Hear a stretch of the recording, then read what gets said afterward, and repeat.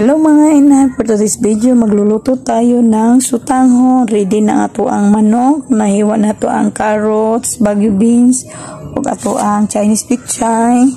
Then nata ato ang hatsal, nahiwa na sa ito ang lamas.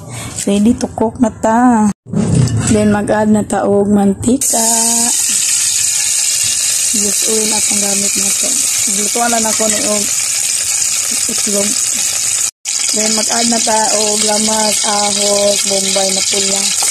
Isa na nako na sabay-sabay para isa na tong kuan. Then mag-add na po ta sa ato ang chicken. Mag-add ta paminta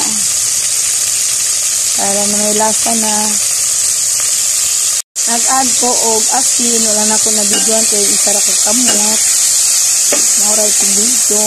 Then atong ihalo-halokon.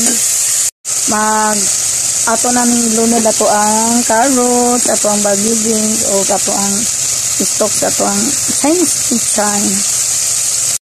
Mag-adding na pa sa ato ang tuyo, gamay lang, pang pakulay lang sa ato ang sutanghon. Para diligos pa din ato ang mix.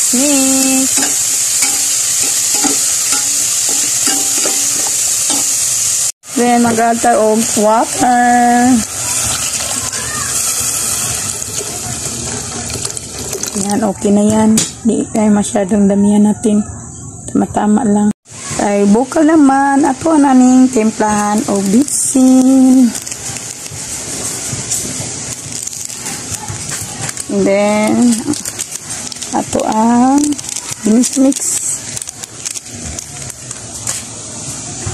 Ato nang gilunod ato ang sutanghon, and then ato ang kauliw lang gulay. Sabay na siya atong luto sa ato ang sutanghon. May kimbot naman lang ni luto na la. Kay bukal naman ni bayo atong sabaw, dali ra ni maluto ato ang sutanghon. Yan, luto na to ang sutanghon.